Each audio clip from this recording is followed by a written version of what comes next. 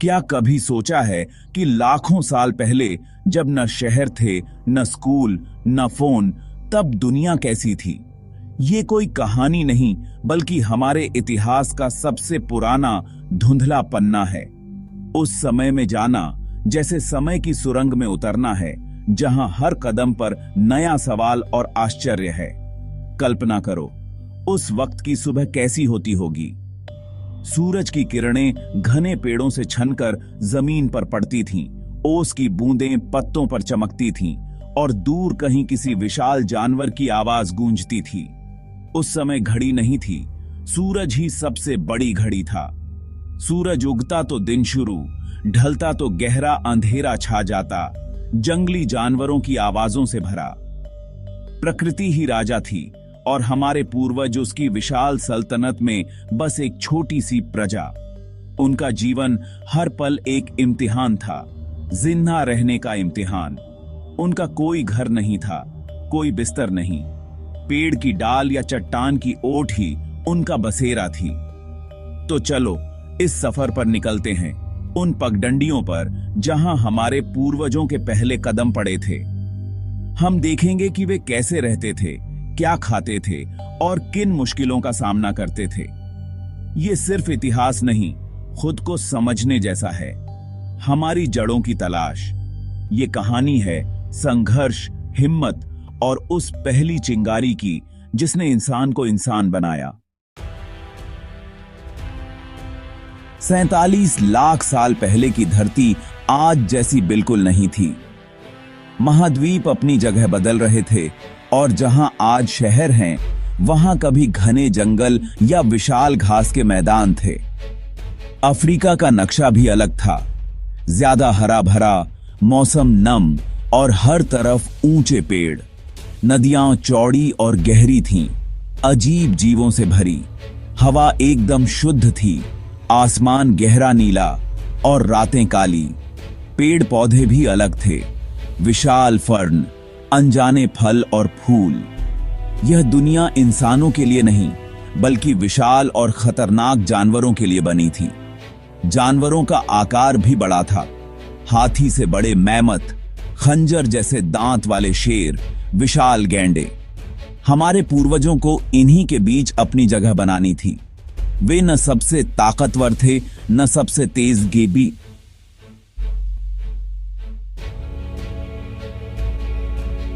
उनके पास था दिमाग और 2 पैरों पर खड़े होने की क्षमता।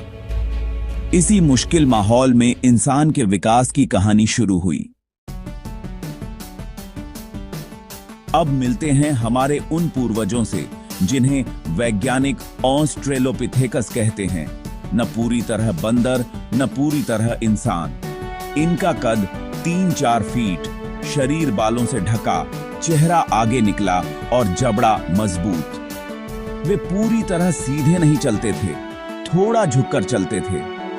इनकी सबसे बड़ी खासियत थी 2 पैरों पर चलना। इससे उनके हाथ आजाद हो गए, चीजें उठाने, बच्चों को गोद में लेने और खतरे को दूर से देखने के लिए।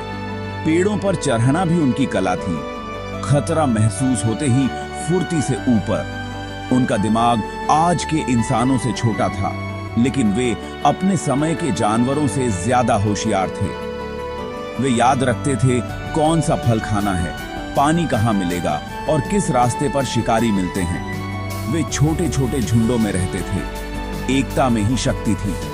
उनका हर दिन चुनौतियों से भरा था, बस आज का दिन सुरक्षित निकालना ही लक्ष्य था।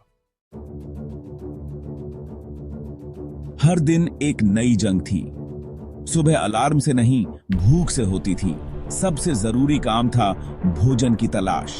मीलों पैदल चलना पड़ता, नजरें जमीन पर, कहीं कंदमूल या फल मिल जाए।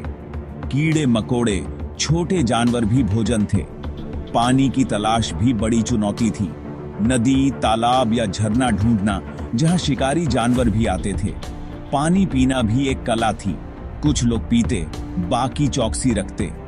शाम ढलने से पहले सुरक्षित ठिकाना ढूंढना जरूरी था। हर रात नई जगह, गुफा, चट्टान या पेड़ों का झुरमुट ही रात की पनाहगाह। मौसम भी दुश्मन था, तेज धूप, बारिश, ठंड, बीमार पड़ने या चोट लगने पर कोई दवा नहीं, सब कुछ प्रकृति के भरोसे। हमारे पूर्वजों ने एक बड़ी खोज की, पत्थर के औजार बनाना। पत्थर को पत्थर से टकराकर धारदार बनाया। यही थी पहली टेक्नोलॉजी। नुकीले पत्थर से कंद मूल निकालना, चपटे पत्थर से फल तोड़ना या हड्डी तोड़ना आसान हुआ। इन औजारों ने भोजन की नई संभावनाएं खोली। शिकार में भी ये औजार काम आए। वे सीधे बड़े जानवरों का शिकार नहीं करते थे, बल्कि शिकारी जानवरों के बचे मांस का इस्तेमाल करते थे। धीरे धीरे छोटे जानवरों का शिकार भी सीखा, झुंड में मिलकर, इशारों और आवाजों से। शिकार ने उन्हें टीम वर्क सिखाया, आत्मविश्वास बढ़ाया। औजार बनाने की कला पीढ़ी दर पीढ़ी आगे बढ़ी। बच्चे बड़ों को देखकर सीखते थे। इन पत्थरों ने न सिर्फ हाथ बल्कि दिमाग भी तेज किया। यहीं से इंसान के आविष्कारक बनने की शुरुआत हुई। उस खतरनाक दुनिया में अकेले रहना नामुमकिन था, इसलिए पूर्वज हमेशा झुंड में रहते थे। झुंड ही परिवार, सेना और समाज था।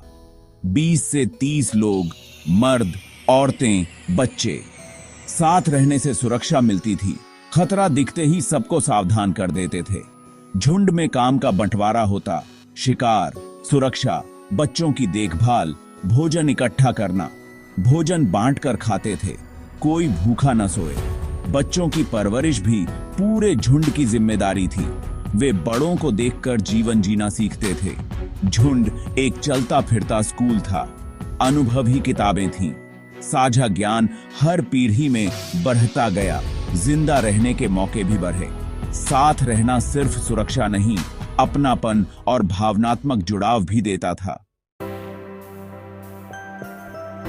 लाखों साल के अंधेरे के बाद एक चीज ने सब बदल दिया, आग। शुरू में आग से डरते थे, फिर किसी ने जलती टहनी को अपने ठिकाने तक लाने की हिम्मत की। आग को काबू करना सबसे बड़ी खोज थी। इसने सुरक्षा दी, रात के अंधेरे को कम किया। आग की रोशनी में वे एक दूसरे को देख सकते थे और शिकारी जानवर दूर रहते थे। आग ने गर्मी दी, ठंडी रातों में शरीर को गर्म रखने में मदद की। पका हुआ मांस नरम और स्वादिष्ट था। पकाने से भोजन पचाना आसान हुआ, जिससे दिमाग को ज्यादा ऊर्जा मिली। बेहतर दिमाग का मतलब बेहतर सोचना, योजना बनाना, औजार बनाना। आग समाज का केंद्र बन गई। झुंड आग के चारों ओर इकट्ठा होता, अनुभव साझा करता। आग ने इंसान को अंधेरे से निकाला, उसे आगे बढ़ने की ऊर्जा दी।